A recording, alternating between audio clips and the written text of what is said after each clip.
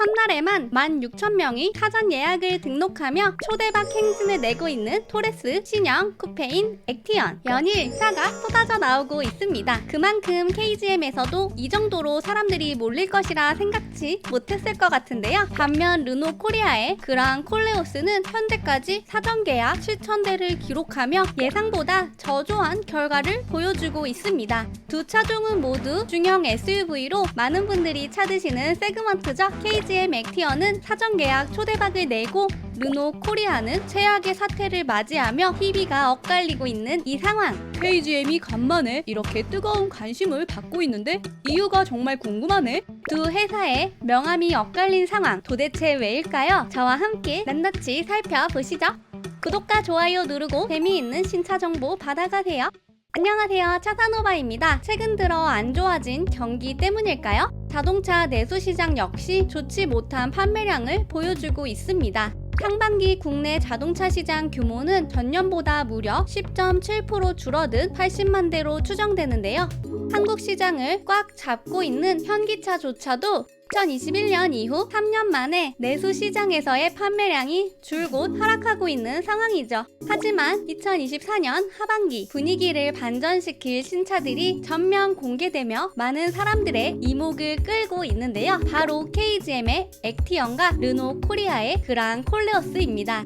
사실 두 차 모두 공개되기 전까지만 해도 그랑 콜레오스의 승리를 점치는 분들이 많았습니다. 르노 코리아에서 4년 만에 신차이니만큼 하반기 자동차 시장의 주인공이 되려나 예상했지. 그런데 손가락 혐오 사태와 르노 코리아의 부족한 대처 능력으로 결국 많은 사람들의 관심 밖으로 사라지고 있는 상황이죠. 정말이지 애매한 후속 대처가 더욱 이를 키웠다고? 반면 토레스 기반의 쿠페형 SUV 모델 액티언 역시 최근 사전 예약에 돌입했는데 단 하루 만에 16,000대 계약고를 올리며 기대감을 증폭시켰습니다. 정말 말 그대로 초대박이지. 게다가 한국적인 디자인이 마음에 들더라고. 아니 도대체 왜 액티언과 그랑 콜레오스의 희비가 이렇게 엇갈리게 된 걸까요? 사실 그랑 콜레오스가 저조한 성적을 보이게 된 원인은 손가락 사태가 전부가 아닌데요. 액티언 역시 다크호스로 깜짝 등장하였는데 두 차 모두 이렇게 된 진짜 원인이 있습니다. 도대체 무슨 이유일지 함께 보실까요? 먼저 액티언입니다. 첫날에만 전 예약이 16,000대를 넘어섰는데요. 많은 정보가 공개되지도 않았음에도 이 정도 수치를 기록한 것은 정말 이례적이죠.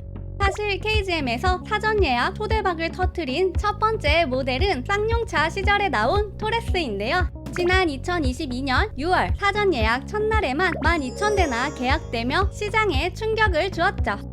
쌍용이 드디어 부활하는 건가? 다들 기대했다고. 쌍용차 역사상 사전 계약 대수가 1만 대를 넘어선 것은 토레스가 최초였었기에 더욱 주목을 받았었습니다. 그 전에는 바로 오리지널 액티언이 사전 예약 첫날 3,000대가량 기록을 세운 게 전부였죠. 어떻게 보면 액티언은 근본 중에 근본인 모델인 셈이죠. 하지만 출시된 지 6년 만에 단종되었는데요. 이렇게 빠르게 단종된 액티언은 쌍용차에게는 흑역사 같은 존재였지만 세계 최초로 SUC라는 카테고리를 개척했기에 나름의 헤리티지를 가지고 있습니다. 그런데 쌍용차는 KGM으로 변모한 후 쌍용차를 지우기보다는 오히려 헤리티지를 계승하는 방식으로 포트폴리오 전략을 구성하고 있습니다. 과거에는 티볼리가 히트하면 티볼리 대중소를 만들어 사골 우려먹기라는 핀잔을 들었다면 지금은 KGM만의 헤리티지를 유지하며 색을 분명하게 가져가고 있는 모습이죠. 추후 출시될 KR10은 코란도를 재해석하였고 또한 주특기인 픽업트럭의 다양한 모델을 만들기도 했는데요. 내년에 나올 500은 토레스의 픽업트럭이 더해져서 독특한 분위기를 자아냈죠. 토레스에서 파생되었지만 고유의 정체성을 위해 액티언이라 불리우는 이번 신형 모델도 마찬가지입니다.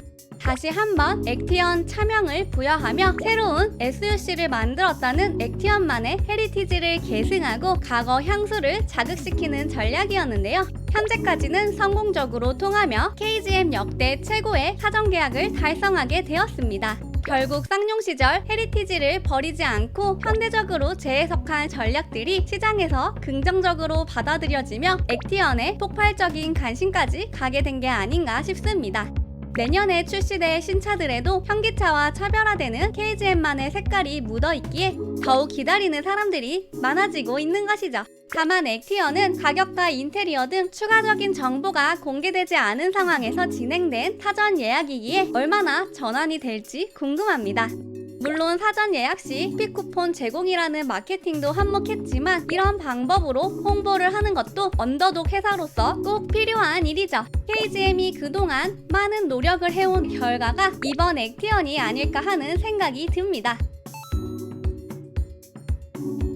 반면 르노코리아는 이런 방법이라도 사용하지 못할 망정 손가락 사태로 오히려 부정적 여론을 키우며 대중의 관심에서 멀어져 가고 있습니다. 게다가 르노코리아의 후속 대처 또한 상당히 부실했죠. 현재까지도 진행 상황에 대한 후속 공개가 없는데요. 이 때문에 예비 차주들의 불만은 쌓여가고 있는 상황입니다. 사실 현기차가 꽉 잡고 있는 국내 시장에서 타 브랜드가 살아남는 것은 현기차가 보여주지 못하는 부분을 공략하는 것이죠. 그런 것이 바로 KGM이 잘하는 오프로드 포지셔닝이나 쉐보레가 작년에 트랙스를 통해 했던 저가 마케팅 등이라고 생각합니다. 하지만 르노코리아는 건 이후 아무런 대안을 내놓지 않고 있는데요. 제대로 된 마케팅조차 하고 있지 않죠. 이건 역시나 르노 본사가 르노코리아를 신차 개발을 위한 아시아 지사로 생각하지 않고 배당 수익만을 위한 곳으로 인식하기 때문인 것 같습니다. 2013년부터 지난해까지 르노코리아의 배당금 총액은 약 1조 44억 원이 넘었는데요. 이는 순이익 대비 배당금 비율이 80%로 일반적인 코스피 기업 대비 3배 가까이 되는 수치입니다. 여기에 르노코리아의 개발비는 매년 깎여왔죠. 결국 르노 프랑스 본사는 르노코리아를 신제품 개발을 위한 곳이라기보다는 아시아 시장을 위한 영업소 같은 포지션으로 생각하는 것 같습니다. 그렇기 때문에 개발 역시도 직접 하기보다는 2대 주주인 지리자동차의 CMA 플랫폼을 베이스로 진행하였죠. 외부 디자인 컨셉 역시도 세닉 이테크의 그릴 패턴을 차용하고 있지만 기존 르노 라팔이나 르노 5와는 확실히 궤를 달리하고 있습니다. 우리 지역 공장에서 신제품 개발은 해야 하는데 돈은 아깝고 매출은 올리고 싶고 너네도 아시아 공장 필요하니까 여기서 대신 개발해줘. 결국 이런 상황인 셈인데요. 가격 역시도 KGM의 액티어는 아직 공개 전이나 3천 초반대로 예상되고 그랑 콜레오스는 가솔린 기본 트림 3,495만원, 하이브리드 3,920만원으로 예상보다 높게 책정되었습니다. 국내 시장 확보가 절실한 KGM과 껄끄러운 상황은 무시하고 지나가고자 하는 르노코리아의 차이가 결국 현재와 같은 결과를 낳지 않았나 하는데요. 르노코리아는 이 사태를 제대로 정리하지 않으면 낮은 판매량으로 이어지게 될 것이고 본사에서는 점점 손을 뗄 수도 있다고 봅니다. 결국 부산 공장은 2대 주주인 지리자동차의 아시아 및 글로벌 진출을 위한 생산 기지로 전환될 가능성이 높죠. 지리자동차는 26년 한국시장 진출을 공식 선언한 만큼 그 전에 전초기지가 될 부산 공장이 유용하게 쓰일 수 있습니다.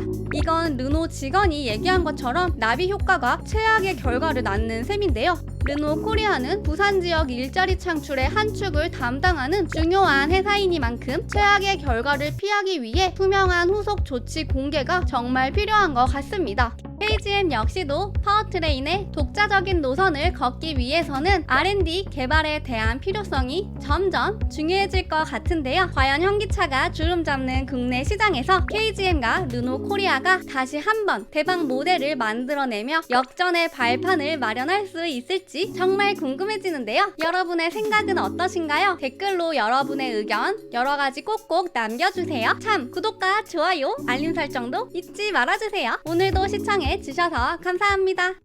구독과 좋아요 눌러주세요.